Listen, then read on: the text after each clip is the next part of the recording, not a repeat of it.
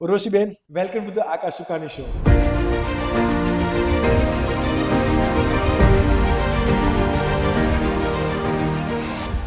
મ્યુઝિકે મને બહુ આપ્યું છે.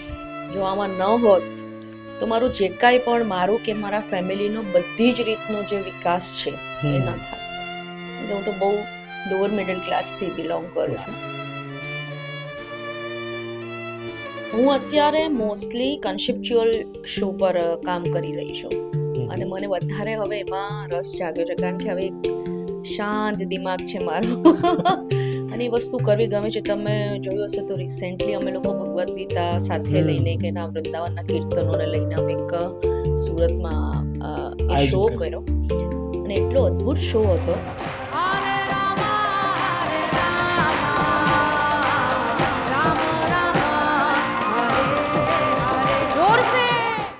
આ ટ્રાન્સફોર્મ થવાનું રીઝન શું?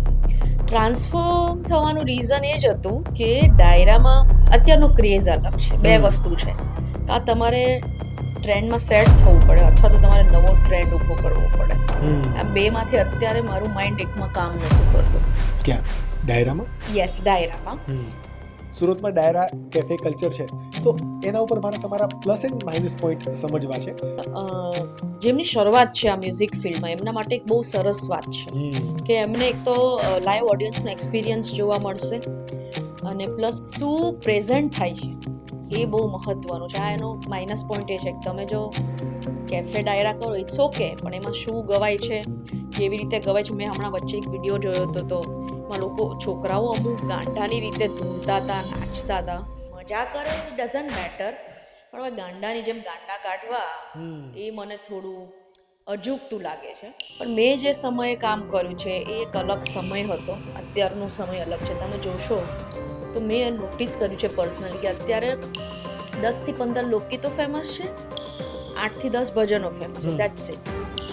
અને મેં જ્યારે પરફોર્મ કર્યું છે જે સમયે ડાયરા કર્યા છે તો કદાચ 1,00,000 માણસ બેઠું હોય કે 1.5 લાખ માણસ બેઠું હોય, તમે કોઈ અનનોન ભજન બી ગાઈ શકો, અનનોન લોકગીત પણ ગાઈ શકો અને લોકો શબ્દોને અને સૂરોને માણતા.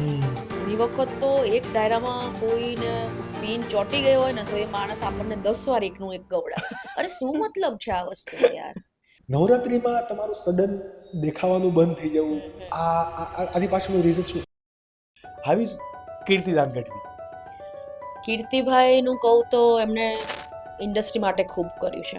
ડાયરાને એક અલગ લેવલ પર લઈ ગયા, ડાયરાના કલાકારોને એક અલગ લેવલ પર લઈ ગયા કે કઈ રીતે રિસ્પેક્ટ આપી, એ લોકોને કેવી રીતે સગવડ આપી. ફાઇનાન્શિયલી અમારા પેમેન્ટ વધારે હોય તો ઈ શ્રેય કીર્તિભાઈને જાય છે કે મારા આધ્યાત્મિક ગુરુ માયાભાઈ છે. મને ભગવાનમાં શ્રદ્ધા ઉપજાવવાનું કોઈ કામ કર્યું તો આતા છે. મને હનુમાન ચાલીસા કરતા કોઈએ શરૂઆત કરી તો એ આતા છે. Do you enjoy like garba? તમને વધારે પસંદ છે? મને છે ને આવડતા નથી બહુ ગરબા.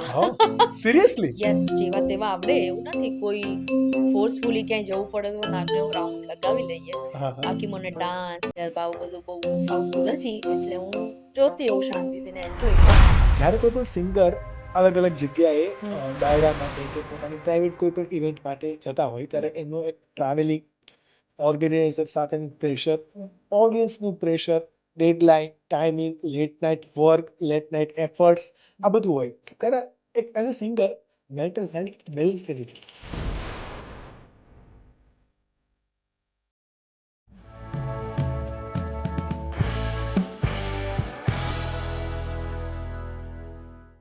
ઉર્વશીબેન, welcome to the Akash Sukani show. કહેવાય કે આજથી 2 વર્ષ પહેલા અમે તમને કિરણ હોસ્પિટલનો ભૂમિ પૂજનનો એક સમારોહ હતો, ત્યાં લોક ડાયરાની અંદર અમે ફર્સ્ટ ટાઈમ તમને સાંભળેલા. અને મેં અને મારા પાર્ટનરે ત્યારથી એક વિશ બનાવેલી કે તમને તમારી સાથે ક્યારેક આવી રીતે કોમ્યુનિકેશન કરવાનો મોકો મળે. અને પછી અમારી લાઈફની અંદર પોડકાસ્ટ ઇન્ટ્રોડ્યુસ થયું and we are here. So it is like કહેવાય કે એક સમય મેનિફેસ્ટ કરેલું કે ઓપન ડિસ્કશન કરવી છે અને આ ઓપન ડિસ્કશન આજ વિથ ધ કેમેરા કરીએ છીએ. We are glad. Oh, I'm also glad to be here. Thank you. How is life right now? In generally આ ટાઈમમાં સિંગરની લાઈફ થોડીક હેક્ટિક થતી હોય. નવરાત્રિની સિઝન આવી રહી છે, ઘણા બધા ફેસ્ટિવલમાં પ્રાઇવેટ ઇવેન્ટ વગેરે હોય. How is life right now? અત્યારે તો એ ફેઝમાં છું કે હું મારા ફેમિલી અને મારી પર્સનલ લાઈફને એન્જોય કરી રહી છું. મેં કામ તો બહુ કર્યું છે 30 વર્ષ. અમદાવાદથી. અમદાવાદથી 4 વર્ષની હતી ત્યારથી મેં કામ કર્યું છે. યસ. તો હવે સમય મળ્યો છે અને ઈશ્વરની દયા છે કે એવું કોઈ બીજું બર્ડન નથી. હા હા. રોટલા પાણી ના થાય એટલું છે, ચાલ્યા કરે છે. તો એના લીધે આરામ થઈ શકે. બાકી જવાબદારી હોય તો આરામ થાય નહીં, આરામ. એન્જોય ન થાય કશું જ. પણ એક્ઝેક્ટલી. અત્યારે ફેસ છે કે ફેમિલી અને પર્સનલ લાઈફને એન્જોય કરી રહી છું. બટ આ કેવું કે આટલા ટાઈમથી કઈ રિગ્રેટ થયું કે જે પહેલા 30 વર્ષ તમે આટલી મહેનત કરી, એટલું કામ કર્યું, એમાં જે તમારું મતલબ તમે પહેલેથી જ કામમાં લાગી ગયા, નો ડાઉટ પેશન સાથે કામમાં, બટ એ મિસ થઈ ગયું કે એવું ફીલ થાય? નેવર. કારણ કે મ્યુઝિકે મને બહુ આપ્યું છે. જો આમાં ન હોત તો મારું જે કાંઈ પણ મારું કે મારા ફેમિલીનો બધી જ રીતનો જે વિકાસ છે એ ન થાત. કારણ કે હું તો બહુ લોઅર મિડલ ક્લાસથી બિલોંગ કરું છું. એટલે મારા ફાધરને સાબુ પાવડરની શોપ હતી અને એ સૌરાષ્ટ્રના ગામડાઓમાં આઈસર લઈને એને સેલ કરવા જતા, વેચવા જતા. ડોર ટુ ડોર જે સેલિંગ. હા, ડોર ટુ ડોર. અને મારા મધર એ શોપ પર મારા નાના એવા ભાઈને લઈને બેસતા. મેં આ દિવસો જોયા છે. તો જો મ્યુઝિકમાં ન આવ્યું તો આ કશું જ ન થાત. ના મારું થાત, ના મારા ફેમિલીનું થાત, મેન્ટલ, સોશિયલી, ફાઇનાન્શિયલી કશું જ ન થયું. તો એવું ક્યારે અફસોસ નથી થયો મને. મારા જીવનમાં જે સમયે જે ઘટના ઘટી છે, અથવા એ થઈ છે અથવા તો નથી થઈ, એ બધું બહુ બેસ્ટ રીતે ભગવાને કેમ પ્લાનિંગથી બધું કર્યું એવું જ થયું છે. ઇન જનરલી કેવું હોય કે સિંગરને મને આ તમારો જવાબ થોડોક અજીબ લાગ્યો, કારણ કે it was out of my expectation. મને એવી એક્સપેક્ટેશન હતી કે હવે મારી કોઈક આ માટેની પ્રિપેરેશન ચાલી રહી છે, બટ સડનલી આવ્યું કે I am enjoying my life અથવા તો my space right now. Okay, but હું જો આના સિવાયની વાત કરું તો આ સમયે કોઈ એવા પ્રોજેક્ટ પર કામ ચાલી રહ્યું છે, જેમ કે કોઈ નવરાત્રી હોય, બિકોઝ અમે ખાસા ટાઈમથી તમને નવરાત્રી ફૂલ ટાઈમ નવરાત્રી કરતા હમણાં નથી જોયા, અને કોઈ એવું ફંક્શન કે ભાઈ પ્રાઇવેટ ઇવેન્ટ્સ માટેની preparation, what is going on? હું અત્યારે મોસ્ટલી કન્સેપ્ચ્યુઅલ શો પર કામ કરી રહી છું અને મને વધારે હવે એમાં રસ જાગ્યો છે, કારણ કે હવે એક શાંત દિમાગ છે મારું અને એ વસ્તુ કરવી ગમે છે. તમે જોયું હશે તો રિસેન્ટલી અમે લોકો ભગવદ્ ગીતા સાથે લઈને કે એના વૃંદાવનના કીર્તનોને લઈને અમે એક સુરતમાં એ શો કર્યો અને એટલો અદ્ભુત શો હતો.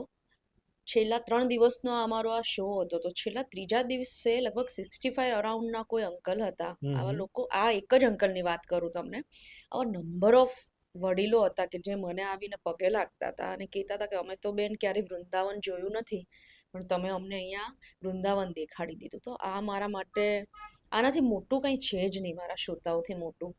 તો આવા બધા એક્સપિરિયન્સ મને કન્સેપ્ચ્યુઅલ શોમાં થયા છે. મેં કોન્સર્ટ પણ કર્યા છે ગવર્મેન્ટ્સના, પ્લસ બીજા કોઈ યુનિવર્સિટીઝમાં આવા બધા કોન્સર્ટ કર્યા છે. તો મને એમાં વધારે મજા આવતી હતી, બિકોઝ મારે જે પરફોર્મ કરવું એ હું કરી શકતી હતી. અને એનું ઓડિયન્સ જે હોય છે ને એ બહુ મેન્ટલી પ્રિપેર્ડ હોય કે આજે આ બેન્ડને સાંભળવાના છે અને આજે કોન્સર્ટ લેવલનો કાર્યક્રમ છે.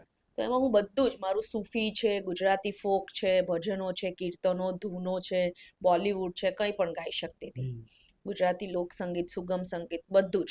તો એક મજા આવતી હતી મને એમાં એક્સપિરિયન્સ કરવાની, અને એટલે જ હું એમાં આગળ વધી અને હવે મને એમાં વધારે ઇન્ટરેસ્ટ જાગ્યો છે, તો એના પર કામ કરી રહી છું. એક્ઝેક્ટલી. બટ આ ટ્રાન્સફોર્મ થવાનું રીઝન શું? ટ્રાન્સફોર્મ થવાનું રીઝન એ જ હતું કે ડાયરામાં અત્યારનો ક્રેઝ અલગ છે. બે વસ્તુ છે, કાં તમારે ટ્રેન્ડમાં સેટ થવું પડે અથવા તો તમારે નવો ટ્રેન્ડ ઊભો કરવો પડે. આ બેમાંથી અત્યારે મારું માઇન્ડ એકમાં કામ નહોતું કરતું. ક્યાં? ડાયરામાં? યસ, ડાયરામાં. તો મેં એવું વિચાર્યું કે, એટલે કરું જ છું, ડાયરા તો એક અલગ જ જગ્યા પર છે મારા દિલમાં, મારા જીવનમાં, મારા દિમાગમાં એક અલગ જગ્યા પર છે. એના માટે મારા જીવનમાં ડાયરા માટેના કોઈ રૂલ્સ રેગ્યુલેશન નથી. એ બસ લોકોને આનંદ આવે. પણ મેં જે સમયે કામ કર્યું છે એ એક અલગ સમય હતો, અત્યારનો સમય અલગ છે. તમે જોશો તો મેં નોટિસ કર્યું છે પર્સનલી કે અત્યારે 10 થી 15 લોકગીતો ફેમસ છે, 8 થી 10 ભજનો ફેમસ છે, દેટ્સ ઇટ. અને મેં જ્યારે પરફોર્મ કર્યું છે જે સમયે ડાયરા કર્યા છે, તો કદાચ 1 લાખ માણસ બેઠું હોય કે 1.5 લાખ માણસ બેઠું હોય, તમે કોઈ અનનોન ભજન બી ગાઈ શકો, અનનોન લોકગીત પણ ગાઈ શકો, અને લોકો શબ્દોને ને સૂરોને માણતા. એટલે એ સમય એક અલગ હતો, અત્યારનો ક્રેઝ અલગ છે. હું એમ નથી કહેતી કે ખરાબ છે, કારણ કે સમય પરિવર્તનનું કામ કરવાનું છે, એટલે એ થશે અને કરશે અને એ સરસ જ છે.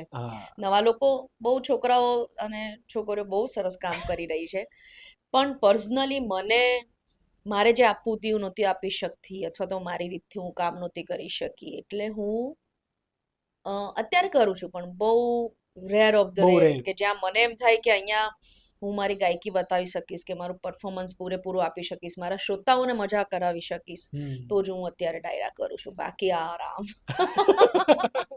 That is something unique. અને મને બંને આન્સર થોડાક અલગ જ મળ્યા, રાઈટ. બટ તમે હમણાં જે મને કીધું નવરાત્રી વાળું, મેં જે તમને ક્વેશ્ચન કર્યો હતો એ નવરાત્રીની સાથે હતો. નવરાત્રીમાં તમારું સડન દેખાવાનું બંધ થઈ જવું, આની પાછળનું રીઝન શું, એ પણ મારે સમજવું છે. સડન તો કઈ છે જ નહીં, મારું તો પહેલેથી આવું જ રહ્યું છે કે નવરાત્રીમાં મારું હું કામ કરું તો કરું, નહીં તો ના કરું, કારણ કે હું ચૂઝી, મને જ્યારથી સમજ પડી મ્યુઝિકમાં ત્યારથી હું થોડી ચૂઝી હતી કે મને આ જ મ્યુઝિશિયન્સ જોઈશે, મને આ જ સાઉન્ડ જોઈશે, મારું સ્ટેજ આવું જોઈશે, મારું ઓડિયન્સ આવું જોઈશે, મારા ઓર્ગેનાઇઝર્સ આવા જોઈશે. આમાં હું ચૂઝી થઈ ગઈ. એનું બસ એટલે જ આવું થયું ને. બાકી મારે કરવી હોય તો નવરાત્રી તો અત્યારે કરે છે. It's easy. અને અત્યારે ઇન જનરલી મારો ક્વેશ્ચન કરવાનું રીઝન એટલા માટે બીકોઝ ઇન જનરલી અત્યારે બધા સિંગર નવરાત્રી, ઓફકોર્સ ગુજરાતમાં રહીને સિંગરને જો આ એક ડ્રીમ હોય કે નવરાત્રી પરફોર્મ કરવી છે, અને અત્યારે બધા લોકોને ત્યાંથી કેવું કે સોશિયલ મીડિયા થ્રુ એક હાઇપ મળે છે, એક સ્ટેજ મળે છે, એક નવી પહેચાન પણ મળે છે. તો આ બધા લોકોનો ડ્રીમ હોય, બધા લોકોની ડેટ બુક હોય ઇન જનરલ. બટ તમારું આખું નેચર અલગ છે.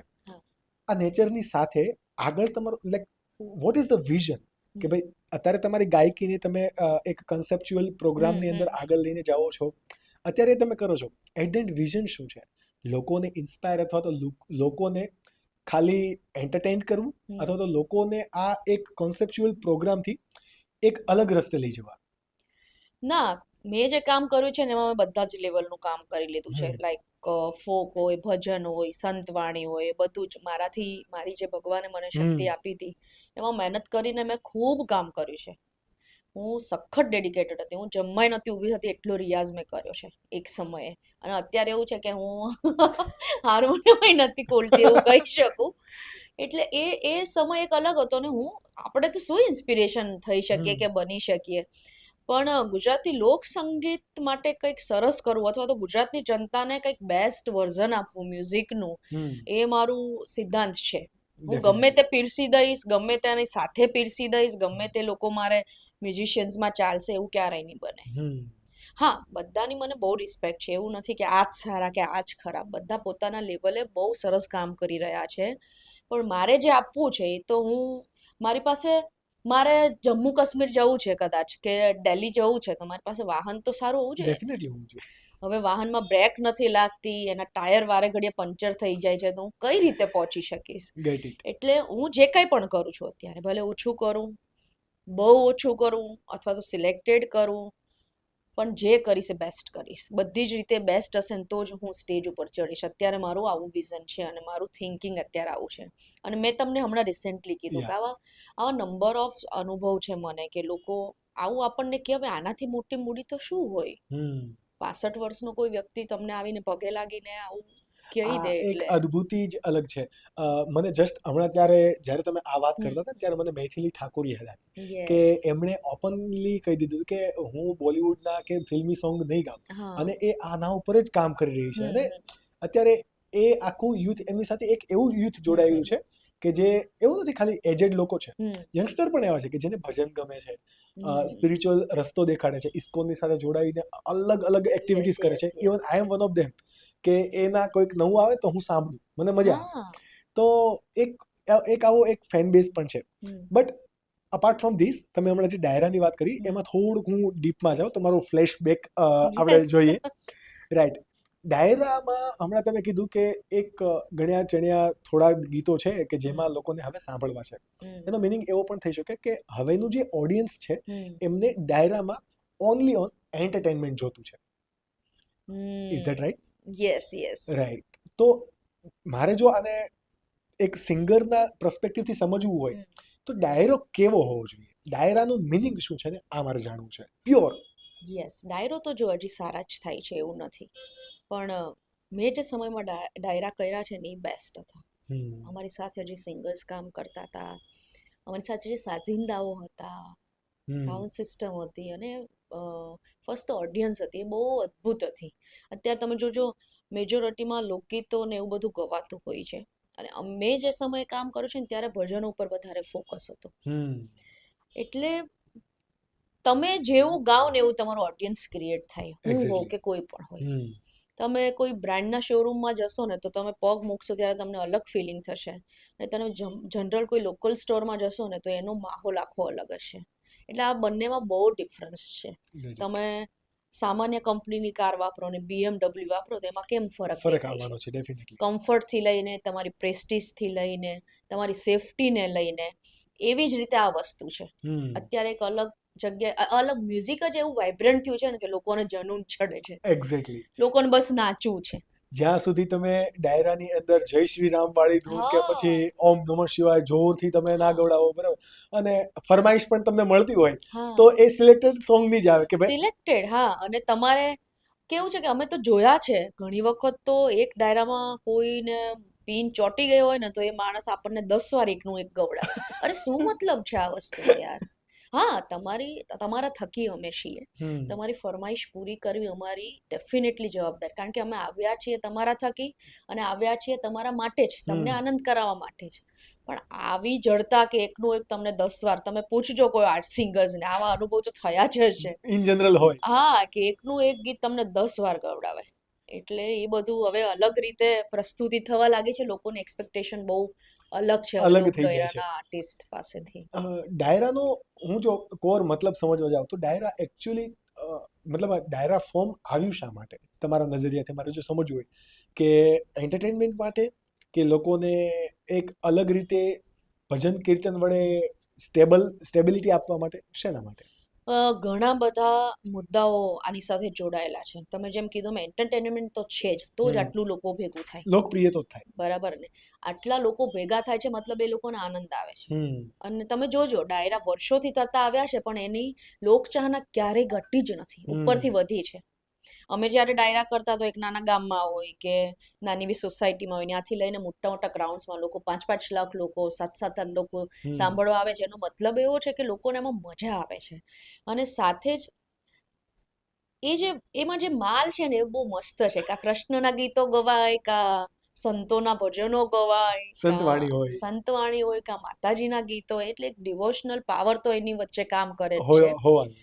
અને અત્યારના યંગ જનરેશન જે રીતે ડાયરાને પસંદ કર્યું છે એ રીતે જ ડાયરા આગળ વધ્યા છે. એટલે ડાયરો તો મેં તમને કીધું મારી લાઈફમાં ડાયરા માટે કોઈ રૂલ્સ રેગ્યુલેશન નથી. એક અલગ જગ્યા પર જ છે ડાયરો તો. પણ અત્યારનો ટ્રેન્ડ અલગ છે જેમાં હું કદાચ મારું 100% મને એવું લાગે છે કે હું સેટિસ્ફાઈડ નથી મારા પરફોર્મન્સથી. એ વ્યક્તિગત ચોઇસ છે, એ મારી વ્યક્તિગત ચોઇસ છે. અને આવો સંતોષ થવો ને એ કુદરતની કૃપા હોવી જોઈએ. મને યાદ આવે પદ્મશ્રી ભીખુદાનજી કે જેમણે હમણાં નિવૃત્તિ જાહેર કરી દીધી. તો હેટ્સ ઓફ ટુ હિમ.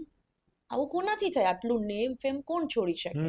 એટલે એક સંતોષ અમુક લેવલે થવો એ પણ બહુ જરૂરી હોય છે જીવનમાં. અત્યાર સુધી તમારો જે કે પણ તમે જેટલા પણ ડાયરા કર્યા છે, આટલા લાઈવ પરફોર્મન્સ કર્યા છે, એમાંથી મારે કોઈ એક સારામાં સારો તમારો એક્સપિરિયન્સ કેવો યાદ રહી ગયા, આ તો લાઈફ ટાઈમ આ યાદ રહી જાય, અને ખરાબમાં ખરાબ એક્સપિરિયન્સ એ પણ ચાલો યાદ રહી જાય. આ બંને એક્સપિરિયન્સ મારે જાણવા છે. ભગવાનની દયાથી અને મારા શ્રોતાઓના આશીર્વાદથી, એમની દુઆથી મને ખરાબ તો બહુ નથી થયા.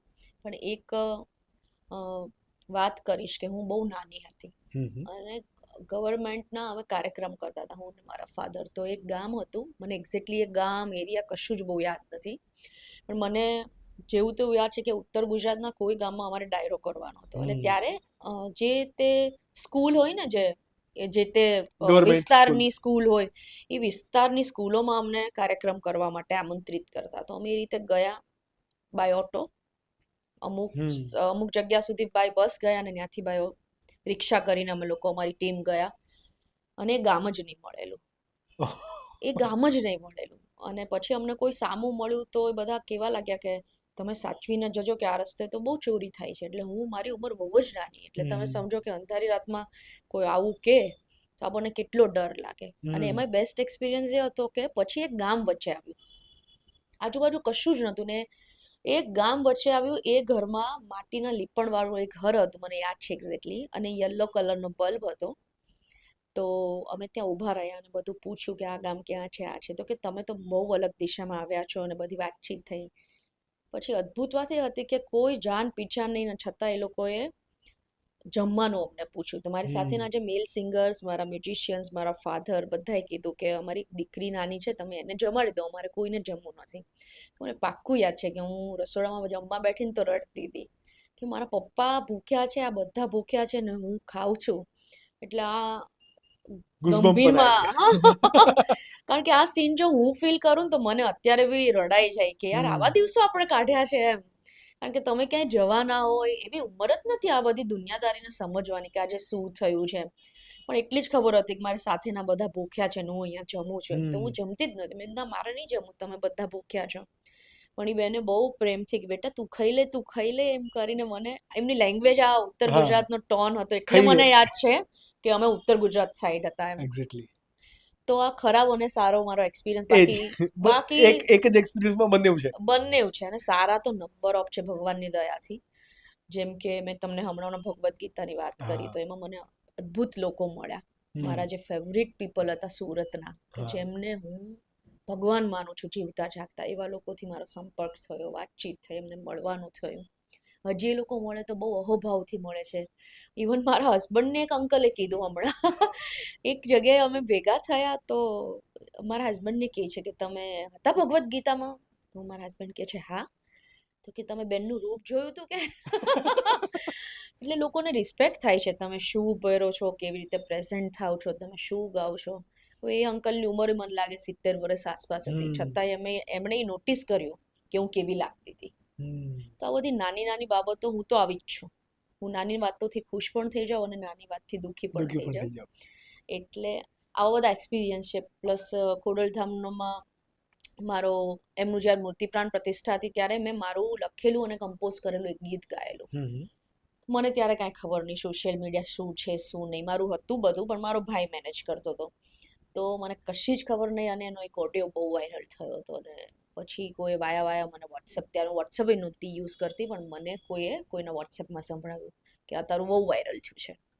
તો આ બધા કેવું હતું, અનબિલિવેબલ. એક સામાન્ય ઘરની છોકરીને આટલી લોક ચાહના મળવી કે 5 જણા ઓળખશે, અને એ બી એક રિસ્પેક્ટ સાથે. તો એ તો આપણે ક્યારે અમારી હાથ પેઢીમાં કોઈ નહોતું વિચાર્યું કે અમે અહીંયા સુધી પહોંચશું. હા, ક્યારે નહીં. પપ્પા તરફથી તમને આ વારસા, એક મોરના ઈંડા ચીતરવા ના પડે, અને એવી રીતે તમને વારસામાં આ વસ્તુ મળી. અને કદાચ તમારા પપ્પા પણ એટલા સેટિસ્ફાઈડ હશે કે જે એમણે વિચાર્યું હતું એમની દીકરીની અંદર, કે જેના માટે એમણે સેક્રિફાઈસીસ કર્યા. જેમ કે તમે અધર ઇન્ટરવ્યુઝ અને પોડકાસ્ટની અંદર પણ કીધું કે ભાઈ એમના જે સેક્રિફાઈસીસ છે, બરાબર, ફાઇનાન્શિયલી અને એના વર્કને લઈને પણ એ જે તમારા માટે કર્યા, એ ક્યાંક ને ક્યાંક એ પ્રૂવ થયું હોય. તમે જે ડાયરા પરના લાઈવ પરફોર્મન્સના એક્સપિરિયન્સ હોય, બરાબર, મારે એના માટે વાત કરવી છે. જ્યારે લોકો પૈસા ઉડાડતા હોય, વચ્ચે 1-2 રીલ્સ પણ એવી વાયરલ થઈ હતી કે લોકો સિંગર પર પૈસા ફેંકે. ઓબ્વિયસલી તમે એક ધૂનની અંદર, એક લયની અંદર ગાતા હોય તો ત્યારે ડિસ્ટર્બ થાય. આવો કોઈ ખરાબ એક્સપિરિયન્સ થયો? ના, નેવર એવર. કારણ કે એ એટલા માટે માફીને લાયક છે. ઘણા લોકોને વાંધો છે કે આ લોકો પૈસા કેમ આવી રીતે ફેંકે છે, લક્ષ્મી છે, આ છે, તે છે. એ એટલા માટે માફીને લાયક છે કે એનું કોઝ બહુ સરસ હોય છે. કે કોઈ ગૌશાળામાં જાય છે, કોઈ મંદિરમાં જાય છે, કોઈ નિરાધાર બાળકો માટે કામ કરી રહ્યા છે. એટલે એનું કોઝ જે છે ને, એના પાછળનું કારણ, એટલે એ માફીને લાયક છે. અને મજા આવશે તો જ ઉડાડશે ને. એક્ઝેક્ટલી. અમે એક પ્રયત્ન કર્યો તો વચ્ચે, અમારા ઈશ્વરભાઈ પરમાર છે, બારડોલીના ધારાસભ્ય, એમણે પ્રયત્ન કર્યો હતો કે ભાઈ ચેકથી ઘોર કરવાની. તો હવે આ તો ફીલ જ ના આવે તમને યાર, કઈ રીતે ફીલ આવે? અને ક્યારેક ઘણી વખત એવું થાય કે ભાઈ એટલા બધા લોકો ઉડાડે છે, અને એક ફંડ ભેગું કરવા, એક ફાળો ભેગો કરવા માટે કરે છે, તો લોકોને એવું થાય કે ચલો ને હું પણ 500 રૂપિયા આપું. યસ, તમને જનૂન ચડે. ડાયરાનું વસ્તુ જ એવી છે કે તમને જનૂન ચડે લિટરલી. અને ન ઉડાડ્યા હોય ને એમને તો હું ખાસ કહીશ તમારા પોડકાસ્ટથી કે એકવાર ટ્રાય તો કરો, તમને કેવી મજા આવે છે. એ તાન ચડે. અને હકીકતમાં જ્યારે મેં 2-3 વખત આવી રીતે લાઈવ એક્સપિરિયન્સ કર્યા છે, ત્યારે એક વખત તમે 5-1000 રૂપિયા કે 1000 રૂપિયા પણ ઉડાડો ને, તો તમને એવું થાય અડધી કલાક પછી કે થોડુંક ટ્રાય કરી લઈ, કમાઈ લઈશ. એટલે આ એક અલગ એક્સપિરિયન્સ છે. એટલે મેં તમને પહેલા કીધું એમ કે આમાં એક ડિવાઇન વાઇબ્સ જોડાયેલી Yeah. છે ડાયરામાં. ડેફિનેટલી ધેટ કારણ ઇઝ કે જે વસ્તુ પીરસાય છે એ તો ભગવત કાર્ય જ છે બધું. હમ. ભગવત નામ છે, નામ સ્મરણ, નામ સંકીર્તન છે. એક્ઝેક્ટલી એમાં લોકોને મજા જ આવે. Exactly Yes. તમારી સાથે ઘણા બધા ડાયરા કલાકાર હમ. આ વિશે તમે ક્યારે વાત નથી કરી કે કહેવાય ને કે હું એવું હંમેશા માનું છું કે કોઈ પણ ગ્રોથ એક વ્યક્તિનો ન થતો હોય ત્યારે એક ઇન્ડસ્ટ્રીનો ગ્રોથ થતો હોય, એક ગ્રુપનો ગ્રોથ થતો હોય, એક્ઝેક્ટલી. રાઈટ? તો તમારા રિલેશન્સ કેવું કે ડાયરાની અંદર જો ભીખુદાન ગઢવી છે, કીર્તિદાન ગઢવી છે, આ બધા લોકોએ એક ડાયરાને અલગ પહેચાન આપી છે અને ઘણા બધા ઇમર્જિંગ અત્યારે જે સિંગર છે, આર્ટિસ્ટ છે, એમને એક પ્લેટફોર્મ આપવાની ટ્રાય કરી છે, રાઈટ? તો મારે કેવા રિલેશન્સ કોની સાથે તમારા કેવા છે અને તમને એમાંથી શું લર્નિંગ મળ્યું શીખવા, તો એ મારે જાણવું છે. કદાચ એ તમારું લર્નિંગ એસ્પાયરિંગ સિંગર છે, આર્ટિસ્ટ છે, એમને પણ ક્યાંક ને ક્યાંક હેલ્પફુલ થશે. How is Kirtidan Gadhvi? કીર્તિભાઈનું કહું તો એમણે ઇન્ડસ્ટ્રી માટે ખૂબ કર્યું છે. ડાયરાને એક અલગ લેવલ પર લઈ ગયા, ડાયરાના કલાકારોને એક અલગ લેવલ પર લઈ ગયા કે કઈ રીતે રિસ્પેક્ટ આપી, એ લોકોને કેવી રીતે સગવડ આપી. કારણ કે જે તે સમય હતો કે જ્યારે અમને કોઈ પ્રકારની સગવડ નહોતી મળતી. લોકો નાનું એવું ગામ હોય એની અંદર કોઈ પણનું ઘર હોય તો ત્યાં સાચવતા, અને ત્યારે ઇવન ગામમાંય કોઈ એવી વ્યવસ્થા નહોતી કે અમને સારી રીતે સાચવી શકે. તો એમણે શીખવાડ્યું કે કલાકારોને કઈ રીતે રિસ્પેક્ટ આપવી. અને ફાઇનાન્શિયલી અમારા પેમેન્ટ વધારે હોય તો ઈ શ્રેય કીર્તિભાઈને જાય છે.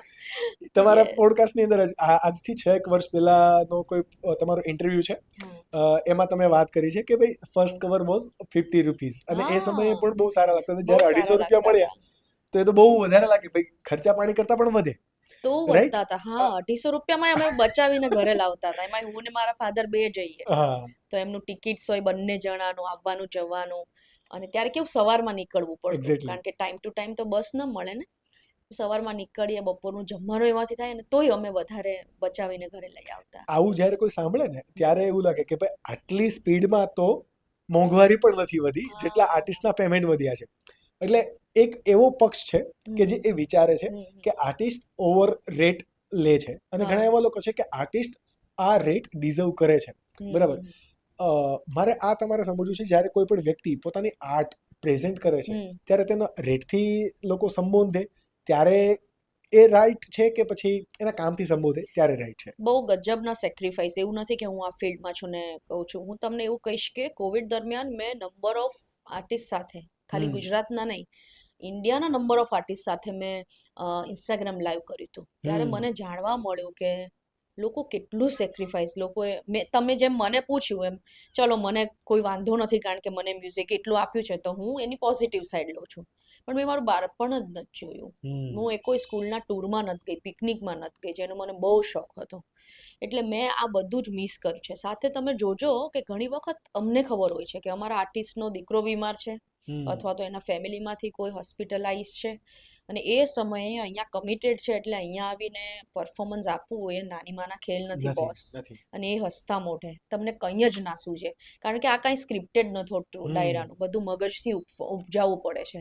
અને જો મજા નહીં આવે તો એ તો ખાલી એટલું જ કહેવાના છે કે ઉર્વશીબેનમાં મજા ન થાય, પાછળનું રીઝન તો કોઈને ખબર જ નથી. એટલે ઘણી વખત આ લોકો જો અંદર ઉતરે ને તો એમને ખબર પડે કે કેટલું સેક્રિફાઈસ. ચલો હું તમને એમ કહું છું કે આર્ટિસ્ટ ઘણા એમ કે વધારે ઓવર રેટ લે છે, તો તમે અત્યારે કીપેડ ફોન વાપરશો? નહીં વાપરે. કોઈ નહીં વાપરે. તો તમે શું કામ ફોનમાં ખર્ચો કરો છો? એનો એટલો ભાવ તમે જેટલા પૈસા ન્યા પે કરો છો એટલાનું એ થોડું આવે છે ઇન્સ્ટ્રુમેન્ટ. એક્ઝેક્ટલી. તમે જે ઘરમાં રહો છો તો એ એટલાનું બને છે, એમાંય તમે ઓવર રેટેડ જ પે કર્યું છે. તમે જે ગાડી વાપરો છો એમાં તમે શું કામ સારામાં સારી વાપરો છો? પ્રેસ્ટીજ માટે, કમ્ફર્ટ માટે, સેફટી માટે, એવા ઘણા બધા પાર્ટ આમાં પણ ભાગ ભજવે છે. અને એ તો સામસામી અન્ડરસ્ટેન્ડિંગ છે યાર. મારામાં તેવડ હોય તો હું સારામાં સારો જ આર્ટિસ્ટ લાવું ને. ડેફિનેટલી. આપણે વાત કરતા હતા કલાકારો સાથેના સંબંધોની, રાઈટ? નેક્સ્ટ છે તમારું જેની સાથે વધારે કહેવાય કે સારા બોન્ડ છે, Kinjal Dave. How is Kinjal? As a singer અને એઝ અ પર્સન બંને તરીકે તમે તમારા રિલેશન મારે જોઈએ. હું તો એવું કહીશ કે એ અને ગીતાબેન બંને એકચ્યુઅલી એ બંને છોકરીઓ, શી વોઝ ધ નેક્સ્ટ. મારા ખીમાં નેક્સ્ટ જ હતા. બસ યસ. એટલે બંનેનું સાથે કહી દઉં કે એ બંને છોકરીઓ જે ડેડિકેશનથી કામ કરે છે બોસ, દિવસ રાત એ લોકોના દિમાગમાં આ જ ચાલે છે. અને મેં આવી જ રીતે કામ કર્યું છે, પણ એ સમય અલગ હતો. મારું જ્યારે ઇનિશિયલ સ્ટેજ હતું ત્યારે મેં આવી જ રીતે, મારા દિવસ રાત મારા મગજમાં આ જ ચાલતું હોય. પણ આટલું અચીવમેન્ટ મેળવ્યા પછી પણ એ બંને છોકરો હજી જે ડેડિકેશનથી જે બારીકાઈથી કામ કરે છે કે ના દીદી હજી તો અમારે આ કરું, કારણ કે મારી સાથે તો બંનેની ટેકનિકલી જે કાંઈ એની સ્ક્રિપ્ટથી માંડીને બધી જ ચર્ચા થતી હોય છે કે અમે નેક્સ્ટ નવરાત્રિમાં આ કરીએ છીએ કે અમારો એક શો છે તો એમાં અમે આવી રીતે કામ કરવાના છીએ. તો જે ઝીણી બાબતોને એ લોકો પોલિશ કરી રહ્યા છે બંને છોકરીઓ, એ એક મારા માટે ઇન્સ્પિરેશન છે. કારણ કે ના મળ્યા પછી તમને એમ થાય કે મારું તો ચાલે જ છે, નથી કરવું હવે કાંઈ, પણ છતાંય આ રીતે કામ કરવું આટલા પેશનથી, આટલા ડેડિકેશન સાથે, તો એ બંને માટે મને એટલું માન છે. અને તમે આની પહેલા મને પૂછ્યું હતું કે કીર્તિભાઈનું, સાથે હું આતાનું માયાભાઈનું પણ નામ લઈશ કે મારા આધ્યાત્મિક ગુરુ માયાભાઈ છે. મને ભગવાનમાં શ્રદ્ધા ઉપજાવવાનું કોઈ કામ કર્યું તો આતા છે. મને હનુમાન ચાલીસા કરતા કોઈએ શરૂઆત કરી હોય તો એ આતા છે. મારા પિતા તુલ્ય. યસ ટ્રુ જેમ, લિવિંગ ટ્રુ જેમ. યસ હું એવું કહીશ કે આઈ એમ બ્લેસ્ડ. મેં આની પહેલાં પણ મારા ઇન્ટરવ્યૂઝ પોડકાસ્ટમાં કીધું છે, હું અહીંયાય કહીશ કે આઈ એમ બ્લેસ્ડ. કારણ કે બધા જ કલાકારો જે અમારા સિનિયર છે અથવા તો અત્યારના કોઈ આવ્યા છે નવયુવાનો, બધા જ બહુ પ્રેમથી મારી સાથે રહી છે. અને મારા માટે આ જ મૂડી છે. મારે બીજું જીવનમાં ફલાણી જગ્યાએ આટલી મિલકત કરી નાખવી ને આટલી કરવા, એવા મારા કોઈ ડ્રીમ્સ નથી.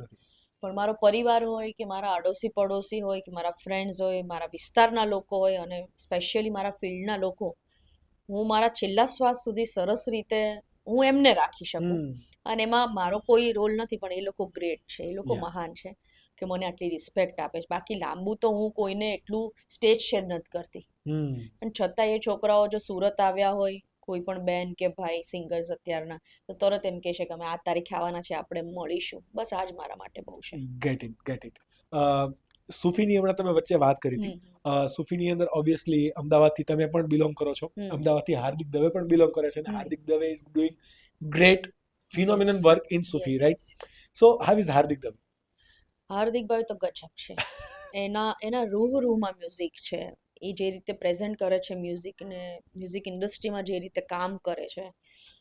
મને યાદ છે કે લગભગ 2-3 વર્ષ પહેલાં એમણે એક કેફેમાં બેઠક ચાલુ કરી હતી, અને એમાં એ નરેટ કરે, કોઈ પણ કવિતા છે કે સૂફી કલામ છે કે ભજન છે, એને એ નરેટ કરે અને યંગ જનરેશનને એ સમજાવે.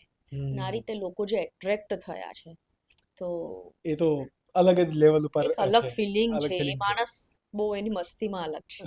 બટ એ જ કલ્ચર અત્યારે, જો હું અત્યારે આપણા સુરતના ટ્રેન્ડની વાત કરું, SBR seated in Surat right now, તો સુરતમાં ડાયરા કેફે કલ્ચર છે, તો એના ઉપર મારા તમારા પ્લસ એન્ડ માઇનસ પોઈન્ટ સમજવા છે. ડાયરાની રીતે છે, કાફેની રીતે છે. હવે બંને ભેગા થયા છે એક કાફેની અંદર. ત્યાં પણ લોકોને એન્ટરટેનમેન્ટ મળે છે. ત્યાં આ મારે તમારો પર્સપેક્ટિવ સમજવો છે. એમાં પોઝિટિવ અને નેગેટિવ બંને પોઈન્ટ્સ છે. પોઝિટિવ પહેલા લઈએ કે જેમની શરૂઆત છે આ મ્યુઝિક ફિલ્ડમાં, એમના માટે એક બહુ સરસ વાત છે કે એમને એક તો લાઈવ ઓડિયન્સનો એક્સપિરિયન્સ જોવા મળશે, અને પ્લસ એમની કલાને પ્રસ્તુત કરી શકે, લોકો સુધી કઈ રીતે પહોંચાડવી, તો આ બહુ ઇઝી વે છે. કારણ કે એમાં બહુ બજેટ એટલું બધું હાઈ લેવલ પર જતું નથી, તો એમના માટે બહુ સરસ વાત છે. અને પ્લસ લાઈવ એક્સપિરિયન્સ કરવું ને પોતાના પરફોર્મન્સ માટે એ બહુ અલગ બાબત છે. તમે સ્ટુડિયોમાં કામ કરો અને લાઈવ પરફોર્મ કરવું ડાયરામાં, એ બહુ અલગ વાત છે. એટલે ઇનિશિયલી લેવલ પર તમે આ કરી શકો તો એના ઘણા બધા પ્લસ પોઈન્ટ છે. અને શું પ્રેઝન્ટ થાય છે એ બહુ મહત્વનું છે. આ એનો માઇનસ પોઈન્ટ એ છે કે તમે જો કેફે ડાયરા કરો, ઇટ્સ ઓકે, પણ એમાં શું ગવાય છે, કેવી રીતે ગવાય છે. મેં હમણાં વચ્ચે એક વિડીયો જોયો હતો, તો એમાં લોકો, છોકરાઓ અમુક ગાંડાની રીતે ધૂણતા હતા, નાચતા હતા. એની મજામાં હતા, પણ એ ભલે એની મજા કરવા માટે તો મ્યુઝિક છે. આપણા ગુજરાતમાં અથવા તો ગુજરાતી લોકસંગીતમાં આ જ છે કે તમને મજા જ આવ્યા કરે. તમે હજારો વખત દ્વારિકાનો નાદ સાંભળ્યો હશે, પણ તમને તો 1001મી વખત તમને મજા આવે. એટલે મજા કરે, ઇટ ડઝન્ટ મેટર. પણ હવે ગાંડાની જેમ ગાંડા કાઢવા, એ મને થોડું અજુગતું લાગે છે. અને એક રીતે એમના નજરિયાથી જોઈએ તો એ તો એવું કે છે કે આ તો મારી પ્રાઇવેટ મસ્તી હતી. એટલે આપણે તો કોઈની પોતાની પર્સનલ લાઈફમાં એને જે ગમે તે કરે. એટલે બંને પક્ષની જવાબદારી છે કે શું પ્રસ્તુત થાય, કેવી રીતે થાય, એ બંને પક્ષની, સિંગર્સની પણ જવાબદારી છે અને શ્રોતાઓની પણ જવાબદારી છે. તો આ બહુ સરસ વસ્તુ છે. બહુ જવાબદારીપૂર્વક આમાં આગળ વધવું જોઈએ. એક્ઝેક્ટલી. જ્યારે કોઈ પણ સિંગર અલગ અલગ જગ્યાએ હમ. ડાયરા માટે કે પોતાની પ્રાઇવેટ કોઈ પણ ઇવેન્ટ માટે જતા હોય ત્યારે એનો એક ટ્રાવેલિંગ, ઓર્ગેનાઇઝર સાથેનું પ્રેશર, ઓડિયન્સનું pressure, deadline, timing, late night work, late night efforts, આ બધું હોય ત્યારે એક as a singer mental health balance કઈ રીતે થાય? મેં તમને એમ પહેલા જ કીધું કે આ વસ્તુ છે ને આધ્યાત્મિક છે. એટલે પહેલા તો તમને મારા માટે ભગવાનનું બીજું નામ જ આત્મબળ. નામ સ્મરણ શું કામ કરવું જોઈએ? તો મારો જવાબ એવો હોય કે આત્મબળ માટે. એટલે આ વસ્તુથી બધું જ શક્ય બની જાય છે. તમે ફેમિલીમાં કાંઈ હોય તો એને હેન્ડલ કર. તમે જોજો દરેક આર્ટિસ્ટ મલ્ટીટાસ્કિંગ જ હશે. દરેક આર્ટિસ્ટ બધાની પાસે બધી જ, કોઈને ફેમિલી છે, કોઈને છોકરાઓ છે, અથવા તો કોઈ પોતાનો બિઝનેસ કરે છે, કોઈ ટ્રાવેલ કરે તો રસ્તામાં કઈ ઇશ્યુ આવ્યા, ગાડીમાં પંચર પડ્યું, વોટ એવર, વરસાદ છે તો તમે લેટ પહોંચ્યા, તો ઓર્ગેનાઇઝર્સ પણ હવે ઓર્ગેનાઇઝર્સ પણ સરસ છે કે તમે જેન્યુઅનલી કોઈ રીઝન આપો અને ખરેખર એવું છે તો બધા સમજે છે કે તમે સાચવીને આવજો, ઉતાવળ નહીં કરતા, ભલે અડધો કલાક ડાયરો લેટ થાય, તમે તમારા જીવના જોખમે નહીં આવતા. એટલે આવા બહુ બધા પર્સપેક્ટિવ હોય છે કે જે આમાં કામ કરે છે. પણ હું એવું માનું છું કે તમે અધ્યાત્મ સાથે જોડાય છે એટલે એ જ તમને આત્મબળ આપે છે. બાકી તો આમાં તમે ગાંડા થઈ જાઓ, કેટલા બધા કામ કરવાના. ઓર્ગેનાઇઝર્સને સંભાળો, મ્યુઝિશિયન્સને ટાઈમે પહોંચાડો, એને લોકેશન શેર કરો, ટાઈમ શેર કરો, તમે ખુદ એક જગ્યાએથી બીજી જગ્યાએ ટાઈમ પર પહોંચો, બધું બહુ જ અઘરું છે. પણ કેવું છે કે ઇઝીલી આ વર્ષોથી કરતા આવ્યા છે ને એટલે એમાં હવે કઈ નવાઈ નથી લાગતી, રાઈટ? બટ અત્યાર સુધી જ્યારે તમે પરફોર્મ કરતા હોય ક્યારે ઓડિયન્સ તરફથી પ્રેશર આવતું હતું તો ઓડિયન્સનું પ્રેશર ક્યારે ફીલ થયું છે? મેં તમને કીધું ને કે અમુક જગ્યાએ આવું હોય કે એકનો એક માણસ આપણને સતત આમ ટોર્ચર કર્યા કરે સામે જોઈને કે આ ગીત તમે પાછું ગા, એટલે એ થોડું મને ઇરિટેટિંગ લાગે. બાકી પ્રેશર ની એની મસ્તીમાં હોય અને એને એ ગીત માટે ભાવ હોય એટલે આપણને કહેતા હોય, રાઈટ? ઘણી વાર એવું પણ હોય કે જ્યારે સિંગર ગાતા હોય ત્યારે એમને એ સોંગ સાથે કઈ લેવા દેવા જ નથી અને વચ્ચે એક એવું સોંગ આવે કે એમને તાન ચડી જાય, બરાબર? અને તમે કીધું એ પ્રમાણે કે સિંગર જજ ત્યાંથી જ હવે થાય છે કે ભાઈ એમને મતલબ ઓડિયન્સને કેવું એન્ટરટેનમેન્ટ મળે છે, કારણ કે એ ઓબ્વિયસલી એમના માટે જ આવે છે, રાઈટ? શું બદલાવ આ ઇન્ડસ્ટ્રીની અંદર લોકોમાં અને જેટલા કંઈ પણ એક્ઝિસ્ટિંગ આર્ટિસ્ટ છે એમાં બંનેમાં આવવા જોઈએ, as per your opinion only? બંનેની જવાબદારી છે કે સારું અને થોડું વજનવાળું પીરસવું. અને શ્રોતાઓ જ જો એવી ડિમાન્ડ કરશે કે આ ગાવ તે ગાવ તો સામેવાળા સિંગર્સ તો કાંઈ જ નથી કરી શકવાના. ડેફિનેટલી પેટનો ખાડો પૂરવા માટે એને તો લોકોને આનંદ કરીને બીજી વાર બોલાવશે નહીં. એટલે આનંદ બંનેની જવાબદારી છે. અને આવું ઓડિયન્સ પહેલા હતું જ, જે હવે 2-5% એવું છે કે ફલાણા આવા ગીતો ગાવ, તેવા ગીતો ગાવ, એવું બધું હવે આવ્યું છે. પહેલા ઓડિયન્સ આવું હતું જ. એટલે બંનેની પેરેલલ જવાબદારી છે, શ્રોતાઓની અને સિંગર્સની બંનેની. લોકોને કેચ કરવા, શ્રોતાઓને એ તરફ એટ્રેક્ટ કરવા એ બહુ ડિફિકલ્ટ છે. આવું બની ગયું છે. એટલે ગુજરાતી લોક સંગીત બહુ અદ્ભુત છે. મેં આની પહેલાય ક્યાંક કીધેલું છે કે ખાલી એક ભજન સમજાઈ જાય ને તો તમારા જીવનના બધા જ પ્રશ્નો તમને એક ભજનમાંથી મળી જાય. આપણું વારસો, આપણું કલ્ચર આટલું સમૃદ્ધ છે. તમે જેમ કીધું ને, મને પર્સનલી, હું આ વસ્તુની શોખીન છું, શબ્દોની શોખીન છું. એટલે મને પર્સનલી ઘણા જવાબો મારા જીવનના ભજનોમાંથી મળ્યા છે. એટલે જો થોડું એની સાથે ભલે જે થવું એ થાય, પણ થોડું એને સાથે લઈને ચાલે ને તો મને મારા માટે, ઉર્વશી રાદડિયા માટે સંતોષકારક છે. બસ આ મારો પર્સનલ ઓપિનિયન છે કે તમે આનંદ કરો, જે ગવડાવો એ ગાવ, જે ગાવું હોય તે ગાવ, એમાં કશું જ બાંધછોડ નથી. કારણ કે લોકોને આનંદ કરાવો, જીવ માત્રને આનંદ કરાવો ને એનાથી મોટું કંઈ જ નથી. પણ હવે યાર થોડું એમાં નિયમો આવી જાય ને, અથવા તો નિયમોથી તમે કામ કરો તો એ વધારે બેટર થાય એવું મને લાગે છે. અને બધા માટે ફાયદાકારક છે, સમાજ માટે, દેશ માટે. અને અત્યારની યંગ જનરેશન, તમે એક વસ્તુ નોટિસ કરો, તમે 10 દિવસ ખાલી બોલિવૂડ જ સાંભળશો તો તમને બધું મગજમાં એ જ બધું એ જ આવ્યા રાખશે ને એક સમયે એનાથી પણ અફકો થઈ જશે. અફકો થઈ જાય. અને તમે જેવું મ્યુઝિક સાંભળો ને એવું તમારું દિમાગ થાય. દિમાગ પર બહુ અસર કરે છે અમુક વસ્તુ. અને તમે 10 દિવસ સોલફુલ ભજન સાંભળજો, તમારું આખું જીવન તમને ચેન્જ લાગશે. અને ઇવન હું તો એવું કહું છું, આ જેનઝી જેને કહેવાય એ લોકોને, કે તમે ખાલી 10 દિવસ હનુમાન ચાલીસા તો કરી જુઓ એક શ્વાસે અથવા તો એક ધ્યાનથી, તમને ડેફિનેટલી ફરક લાગશે. ડેફિનેટલી ઉર્જા આવી જાય. અને અત્યારે એવા લોકો બી છે, અમને ઘણી વખત નવાઈ લાગે કે સાવ નાની ઉંમરના છોકરાઓ આપણને જૂના ભજનોની ફરમાઈશ કરતા હોય તો આપણે રાજી થઈએ કે આને ક્યાંથી ખબર હશે કે આવું કોઈ ભજન છે. એટલે બધું જ છે અત્યારે, મિક્સ બધું છે. છોટા પેકેટ બડા ધમાકા જેવું છે. બટ તમને પર્સનલી શું ગાવું વધારે પસંદ આવે? ભજન, સૂફી, કોઈ પણ સાહિત્યની રચના, શું વધારે મજા આવે? જેમાં આત્મા કનેક્ટ થાય એમાં એ ગાવાની મને મજા આવે. જેમ મેં કે? તમને પહેલા કીધું કે મને શબ્દની હું પ્યાસી છું, તો મને યાર છાપ તિલક ગાવું હોય તો મને બહુ મજા આવે. હા. સાથે મને વીજળીના ચમકારે ગાવું હોય તોય બહુ મજા આવે. સાથે મને એવું ગાવું હોય વ્રજમાં વહેલો હોય તો મને એ મજા આવે. એટલે જેની સાથે અધ્યાત્મ અને મારું દિલ અને સૂર જોડાય, કે જેમાં કંઈક ભાવ રહેલો, ટૂંકમાં એક વાક્યમાં કહું તો જેમાં કંઈક ભાવ રહેલો છે અથવા એનો કંઈક અર્થ થાય છે, એ વસ્તુ ગાવાની મને બહુ મજા આવે છે. એક્ઝેક્ટલી. તમે હમણાં વાત કરી કે સંગીત, સૂર આ એક પ્રકારની કહેવાય ને કે સાધના છે સાધના છે. અને એ yes. આધ્યાત્મ સાથે જોડાયેલું છે. હમ. હમણાં એક તહેવાર આવે છે નવરાત્રી, વી ઓલ નો.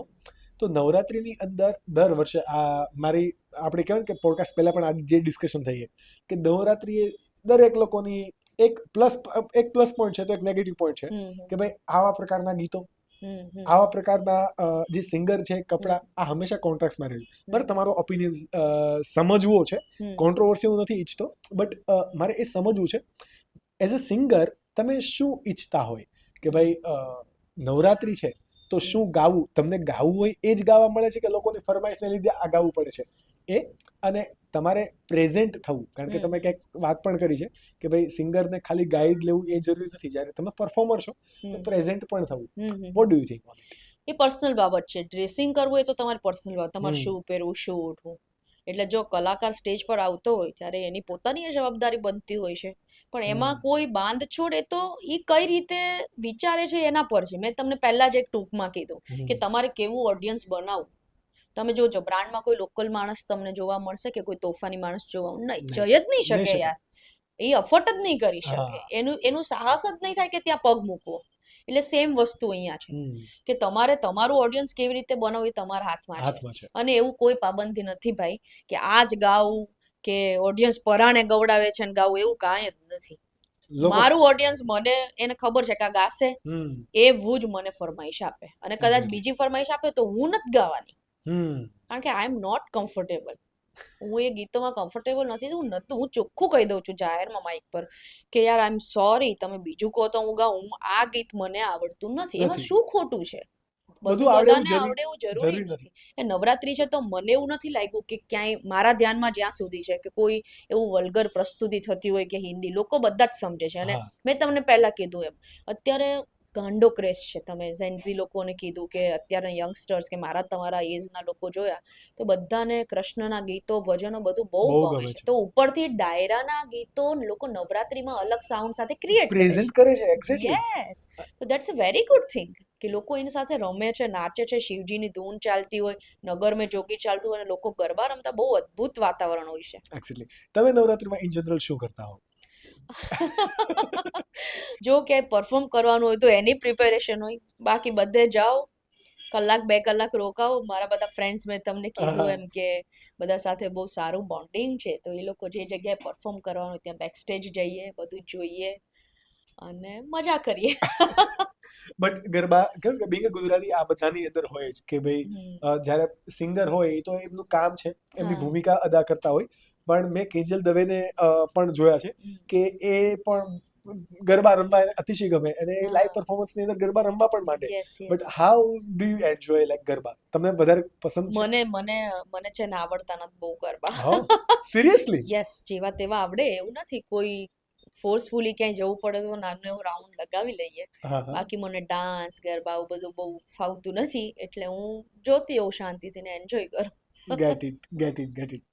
આપણે before we moving to our podcast end, મારે જે એસ્પાયરિંગ સિંગર છે, આર્ટિસ્ટ છે વિથ યોર ફિલ્ડ, એના માટે મારે ઘણી બધી ટિપ્સ ને કેમ કે ઇન્સ્પિરેશન મારે તમારા વડે શેર કરાવવું છે. અત્યારે લોકો ક્યાં ભૂલ કરે છે? તમે જેટલું ઓબ્ઝર્વેશન કરતા હશો, સિંગર હોય કે કોઈ પણ આર્ટિસ્ટ હોય, એમને કંઈક સ્ટેજ મેળવવામાં કે કઈ સ્ટેજ મળી જાય છે તો પણ ક્યાં ભૂલ થતી હોય ઇન જનરલ? એક તો મને જે વાતો મળી છે ઇન્ડસ્ટ્રીમાંથી, તો એક તો કમિટેડ નથી લોકો. સિંગર્સ કમિટેડ નથી. એટલે બધાની વાત નથી, પણ અમુક લોકો, ઇન જનરલ વાત કરું છું. મેં committed in the sense what? એટલે એવું કે એક જગ્યાએ એમને શો લીધો છે અથવા તો નવરાત્રી બુક કરી છે, પછી એમને બીજે ક્યાંય સારો શો મળે છે અથવા તો નજીકમાં મળે તો ફટ દઈને ઓલા લોકો ના પાડી દે. ઓર્ગેનાઇઝેશન ના પડે. યસ, ઇવન એડવાન્સ પે થઈ ગયું છે છતાંય ના પાડે છે. એટલે આ તો કેવું છે કે તમે ઓર્ગેનાઇઝર્સના ગુનેગાર તો થયા, તમે તમારું કર્મ બાંધ્યું છે એટલે એ તમને નડવાનું જ છે. એ તો નડવાનું. એટલે કમિટેડ રહો, કારણ કે ઘરની બહાર પગ મૂકો ને એટલે નંબર ઓફ લાલચ તમારી સામે હોય કે ફલાણી જગ્યાએ આ સ્ટેજ છે, ફલાણી જગ્યાએ આ સ્ટેજ છે. અને હંમેશા એવું બને કે તમે જ્યારે એક પ્રોગ્રામ લઈ લીધો ને એટલે એ પ્રોગ્રામની 4 ઇન્ક્વાયરી હોય. તો ઇટ ડઝન્ટ મીન કે તમે એકને ના પાડીને બીજો કરો, બીજાને ના પાડીને ત્રીજો કરો. એટલે એક તો કમિટેડ ઓછા છે અને બધાની વાત જ નથી, પણ ઘણા લોકોનું મેં આવું સાંભળ્યું છે, જેને આપણે નામ ઓબ્વિયસલી નથી લેવા નામ નથી લેતા, પણ આ બધા માટે છે. બધા માટે છે કે આવું ઘણી વખત બને છે. બીજું એ છે કે એક વખત પેમેન્ટની બાબતમાં મને લાગે છે કે લોકોને કેટલા પ્રોગ્રામ થાય ને એનાથી જ મતલબ છે. મતલબ હું પે કહો છું, લોકોને એવું લાગુ છે મારી પાસે બહુ કામ છે, એનો બહુ મતલબ નથી દોસ્તો. તમે નોટિસ કરજો, મેં તો કર્યું જ છે, તમે નોટિસ કરજો. મેં એ લોકોને કીધું છે, કારણ કે હું બહુ ફેમિલિયર છું એ લોકોથી, જે લોકોને મને આવું લાગ્યું છે એ લોકોને કે એટલા લોઅર બજેટમાં પેલા કહેશે એટલા બધા, પછી એટલા લોઅર બજેટમાં કામ કરશે કે જે એના 50%થી પણ 30%માં આવીને કામ કરશે. અને એટલે એ લોકો ઇન્ડસ્ટ્રી લોકોને મફતનું પચતું લોકો નથી સ્વીકારી શકતા. પણ ગમે તે રીતે તારીખ ભરવી જ, 30 દિવસમાં 30 પ્રોગ્રામ કરવા અને તમે સ્ટાર બની જશો એવું નથી. એક્ઝેક્ટલી. સ્ટાર બનવા ઉપરથી મને હજી એક યાદ આવ્યું કે લોકોને ફોરેન ટૂર, અત્યારે ટ્રેન્ડ ચાલે છે સિંગર અને આ બધા foreign tour, that is big achievement for them. બરાબર, બટ આ એટલા માટે મેં લીધો કારણ કે તમારી સાથે બેસીને મારો નજરિયો પણ અહીંયા થોડોક ચેન્જ થયો કે જો કોઈ સિંગર આટલું બધું કર્યા પછી આવી રીતે શાંત રહી શકે છે, તો એક એવો સેગમેન્ટ છે કે જ્યાં સિંગર ફોરેન ટૂર થાય એને સક્સેસ માને છે, અને જે નથી થતી જેની, એ લોકો બિચારા બળિયા બળી કરે છે કે ભાઈ નથી થતું. યસ, મારા સુગમ સંગીતના એક બે ફ્રેન્ડ્સ છે તો એ તો ગજબના ગાયક છે. હું એવું કહું છું, હું નહીં, તમે કોઈ પણ પૂછશો ને સારા જે લોકો ઇન્ડસ્ટ્રીમાં ટોપ લેવલ પર કામ કરી રહ્યા છે, એને તમે પૂછશો ને તોય કહેશે કે શી ઇઝ ધ બેસ્ટ અથવા તો હી ઇઝ ધ બેસ્ટ. છતાં એમને કામ નથી મળતું. તો શું કામ? તો કે સોશિયલ મીડિયામાં એક્ટિવ નથી, એમની રીલ્સ વાયરલ નથી.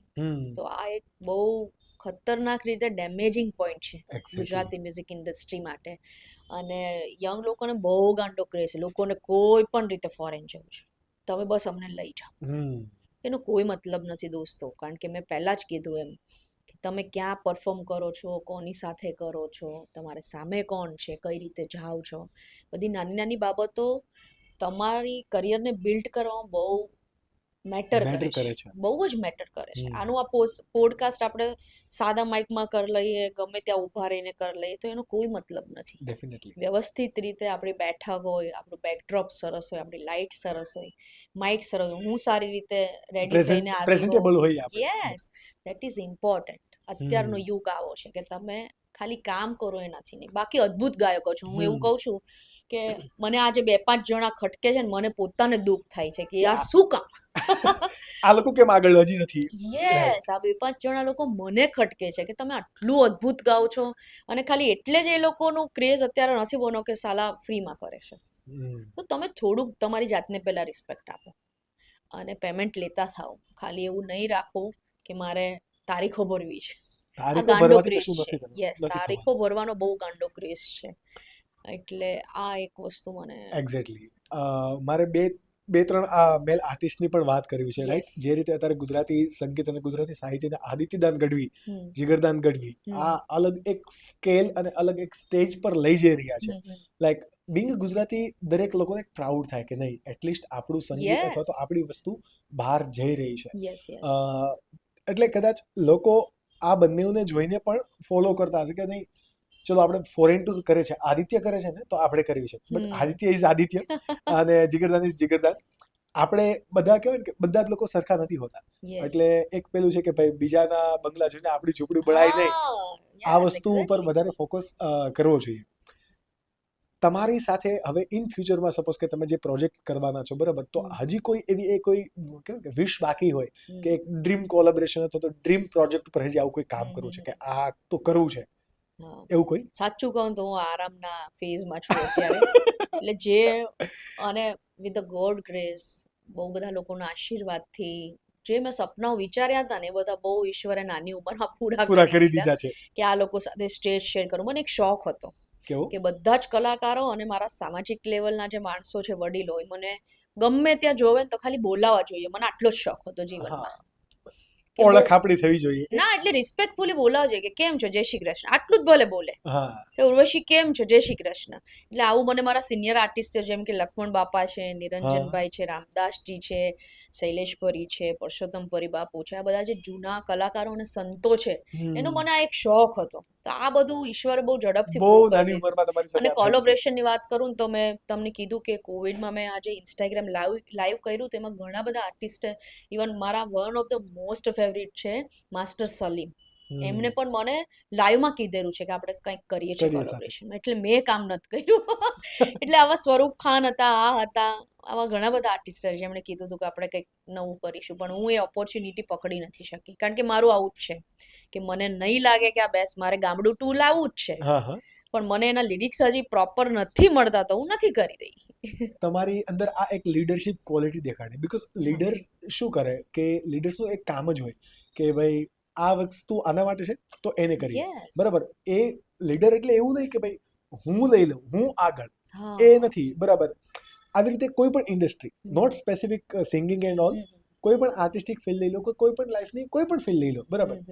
તો આ પ્રકારનો માઇન્ડસેટ ડેવલપ કરવો તમારામાંથી કેટલો ઇમ્પોર્ટન્ટ કે ભાઈ હા બધા લોકોને સમજી વિચારીને બધા એક, કારણ કે એનાથી જ એક કોલોબ્રેશન બનશે, એક સમુદાય બને, અને સમુદાય કે ને સંઘ શક્તિ કલયુગે, અને એ જ Yes. વસ્તુ આગળ થઈ રહ્યું છે. હા, વિકાસ ક્યારેય એકલાનો થતો જ નથી. આખા ફેમિલીનો થાય, આખા સોસાયટીનો થાય, આખી ઇન્ડસ્ટ્રીનો થાય. હું એમ વિચારું કે હું એકલી જ આગળ વધું તો એ પોસિબલ જ નથી. એક્ઝેક્ટલી. નથી પોસિબલ. આ ટેકનિકલી તમે આનું પાછળ મારી પાસે કોઈ એનું રીઝન નથી, પણ ટેકનિકલી આ પોસિબલ. વિકાસ થાય તો બધાનો જ થાય. એક્ઝેક્ટલી. મારે એકલીને આગળ આવવું હોય ને તો એ શક્ય જ નથી. એટલે અને અત્યારના બધા આર્ટિસ્ટ બહુ સરસ છે. કોઈ વેર જે ઈર્ષાભાઈ આવું નથી. બધા એકબીજા સાથે બધું શેર કરે છે. તમે જોજો સાથે કામ કરતા હશે તો એ કરશે ને. અમારા લોકો જેવા મારે અને અત્યારના નવા લોકો વચ્ચે એક ગેપ છે, છતાંય અમે લોકો શેર કરીએ છીએ. ઇવન એકબીજાના કોસ્ચ્યુમ્સની બાબત હોય ને તોય નાના મોટા ક્વેશ્ચન થતા હોય કે આમાં આવું છે, મારે હમણાં તો મારે શું પહેરવું જોઈએ. અથવા તો એકબીજાને કોન્ટેક્ટ શેર કરતા, આવું બધું નાની બાબતો અત્યારે બહુ સરસ રીતે Share થતી ઇન્ડસ્ટ્રી હા ફેમિલીની જેમ રહી રહી છે. એક્ઝેક્ટલી. વન લાસ્ટ ક્વેશ્ચન કે જે તમે મને કહેવાય ને કે બેક ધ સ્ટુડિયો મને તમે ડિસ્કસ કરી હતી. તમે અમદાવાદથી છો, યસ. સુરતમાં હાલ રહો છો, હા. રાઈટ. સુરત એક સમયે તમારી પાસે કેવું ને કે એક એક્સપેક્ટેશન હતી કે મને સુરત બહુ ગમે વગેરે વગેરે. Yes yes. હવે સુરતની અંદર થોડુંક એમ થાય છે કે નહીં આ છે સુરત બદલાયું છે. મને આ પર્સપેક્ટિવને સમજવું છે. મેં ત્યારે એટલા માટે તમને કાઉન્ટર ક્વેશ્ચન ના કર્યો કે હું તમને લાઈવ સેશન પૂછી શકું. ના, સુરત મારું all time most favourite city છે. કારણ કે મેં તમને કીધું એમ કે મેં ભગવાનને જોયા નથી, હા. પણ મારા 4-5 વડીલો એવા છે કે જે મારા માટે પૃથ્વી પરના જીવતા જાગતા ભગવાન છે. મારામાં જે કાંઈ પોઝિટિવ આદતો છે, મહેમાનોને સાચવવાની રીત છે, એક રિસ્પેક્ટ છે, એક વાત કરવાનો કોન્ફિડન્સ છે, આધ્યાત્મ લેવલ છે, આવી અનેક વસ્તુ મને સુરત પાસેથી મળી છે. આવા વડીલોનું હું નામ જાણી શકું હા, ઓન પોટ? કેમ નહીં. લવજીભાઈ બાદશાહ, યા. સૌજી કાકા, ગોવિંદ દાદા, સીપી વાનાડી અંકલ, આવા નંબર ઓફ વડીલો છે કે જે મારા માટે જીવતા જાગતા ભગવાન છે. યા. એટલે આ લોકોને મેં બહુ સાંભળ્યા છે. એમની પાસે હું કલાકોના કલાકો બેઠી છું.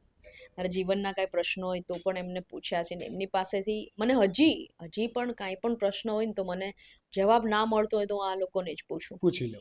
યસ, કે મને આ એક પ્રશ્નનો, અને હું આવી બધી ચર્ચાની શોખીન માણસ છું. એટલા માટે જ આપણે અત્યારે પોડકાસ્ટમાં ચર્ચા કરીએ છીએ. યસ, એટલે આવી બધી ઇન્ફોર્મેટિવ ચર્ચાની શોખીન. કોઈ ગપાટા બપાટા કરવા એનો મને બહુ શોખ નથી કે મહિલા મંડળ જોડે બેસીને શું બનાવ્યું તું ને શું કર્યું ને આ સાડી ક્યાંથી, એવું બધું ઓછું ગમે.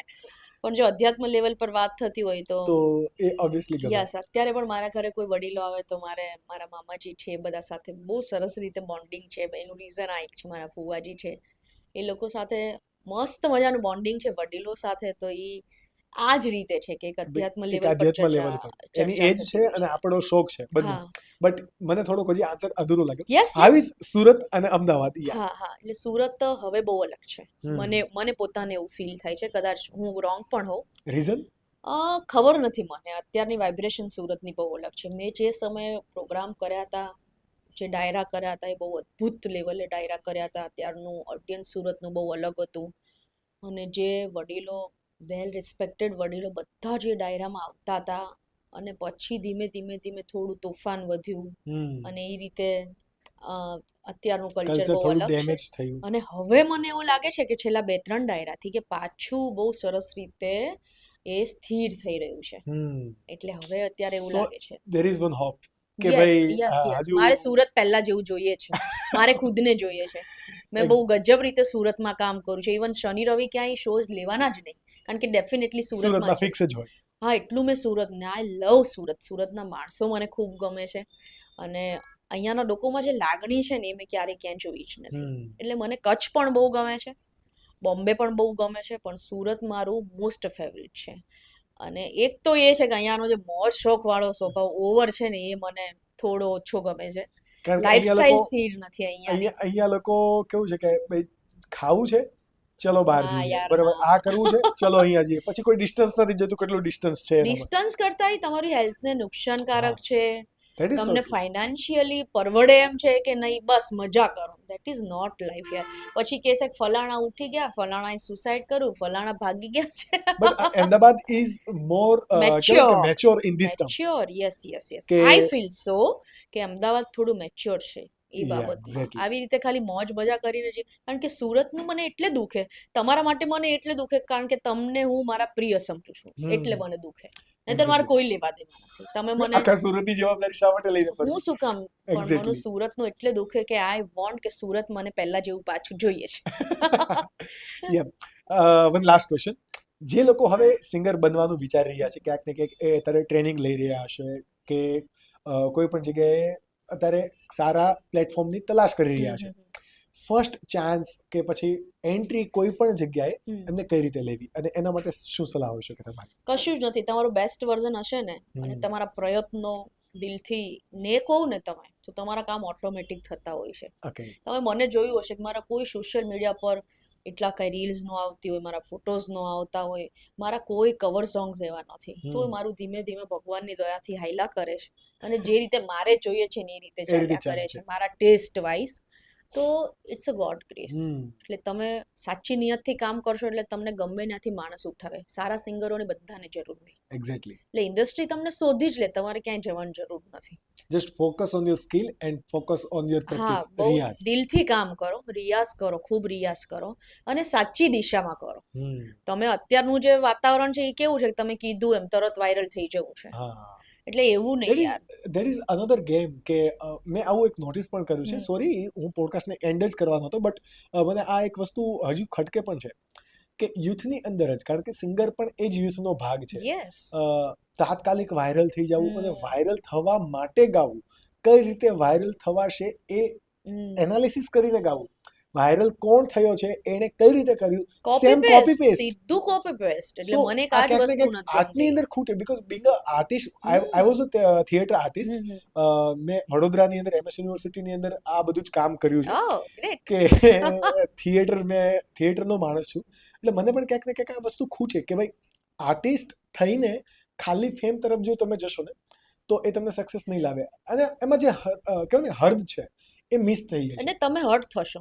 તમે એક ઇન્ટેન્શનલી આ કરો છો, જેમ કે મેં દ્વારકા બનાવ્યું કે ગામડું બનાવ્યું, તો મેં મારા ટેસ્ટ આવ્યું. એ ગીતો મેં લાઈવમાં ગાયા હતા પહેલા, અને મને યાદ છે પાક્કું, જુનાગઢની બાજુમાં એક ગામ હતું અને પરમ આદરણીય ધીરુભાઈ સરવૈયા મારા રાઉન્ડ પછી મારા વિશે 10 મિનિટ બોલ્યા હતા એ માણસ, કે યાર શું તે આવા ગીતો તું ક્યાંથી ગોતી, આ તે દીકરી સરસ કામ કરે છે. એટલે મને ઇન્સ્પિરેશન મળ્યું અને મારી ટીમે મને તરત જ કીધું કે આને તમે રિલીઝ કરો. તો મારા ભાઈએ જ્યારે રિલીઝ થવાનું હતું ને ત્યારે મારું પહેલું જ સોંગ હતું, મારા ભાઈએ મને એક જ શબ્દ કીધો હતો કે ચિંતા ન કરતી હો, એ કે આમ વ્યૂ આવે ખરા ના આવે, એની યારે કાંઈ લેવા દેવા નથી, પણ તમે જોજો બંને ગીતો બહુ સરસ ચાલ્યા છે. ડેફિનેટલી આ પોડકાસ્ટ માટે મેં એને પ્રિફર કર્યા હતા, બટ એ પોડકાસ્ટમાં કંઈ પાર્ટ નહોતો એટલે મેં એને સાઈડ રાખ્યા. બંને બહુ સરસ. ઇવન નાગર નંદજીના લાલ છે, તો એ તો મારું બહુ ઇનિશિયલી હતું, એમાં કોઈ પ્રેઝન્ટેશન નથી, તમે જોજો, તો પણ સરસ ચાલ્યું. ગાયકી ઉપર જ ફોકસ છે. હા, એટલે એવું છે કે તમે સરસ રીતે નેક દિલથી કામ કરો, તમે કેવા કર્મ કરો છો ને એ પણ આમાં બધું જ વસ્તુ બહુ મેટર કરતી હોય. તમને નહીં હોય ને ત્યાંથી એવી તકો આવશે. મેં ખુદ અનુભવ્યું છે કે જો તમે તમારા મનમાં કોઈ લાલચ એવી નહીં હોય ને કે વાયરલ થઈ જવું ને આ કરું ને તે કરું, બસ કામ કરીએ જાઓ. ઉસ્માનભાઈનું બહુ સરસ વાક્ય છે, જો રિયાઝ કરેગા વો રાજ રાજ કરેગા. કરેગા. એટલે એ જ કરો, કામ આપો તમે, બીજું કોઈ વસ્તુમાં મેટર નથી. આ પોડકાસ્ટ પણ એના માટે છે કે જે યુથ અત્યારે આ ડિરેક્શનની અંદર જઈ રહ્યું છે, સિંગિંગ એઝ અ કરિયર વિચારી રહ્યું છે, તો this is pure field, this is art, this is આધ્યાત્મ એઝ વેલ. તો ડેફિનેટલી તમારે જવું જ જોઈએ. અને વી ઓલ લાઈક મારું જે પ્રોડક્શન હાઉસ છે સ્કિલ્સ યુગી media, we all thankful to you કે તમારો આટલો ટાઈટ સ્કેડ્યુલ છે. આઈ નો કે આના પછી તરત તમારી ઇવેન્ટ છે અને તમે એના માટે જ જવાના છો.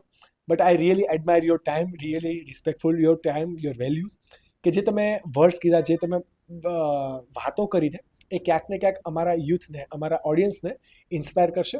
અને એ ઇન્સ્પાયર થાય અને ભારતના વિકાસની અંદર ક્યાંક ને ક્યાંક જો કોન્ટ્રીબ્યુટ કરે ને, તો એનાથી અમને ફરક પડે છે. હું ઈચ્છું છું કે આજનો યુવાન દેશ માટે, સમાજ માટે અને આપણા સિટી માટે કામ કરે, અને કરી રહ્યા છે પણ સાચી દિશામાં, અને કન્ટિન્યુટલી કરે, કમિટેડ રહે લોકો સાથે, સરસ રીતે પોતાની પ્રેક્ટિસમાં ઇમ્પ્રુવમેન્ટ લાવે.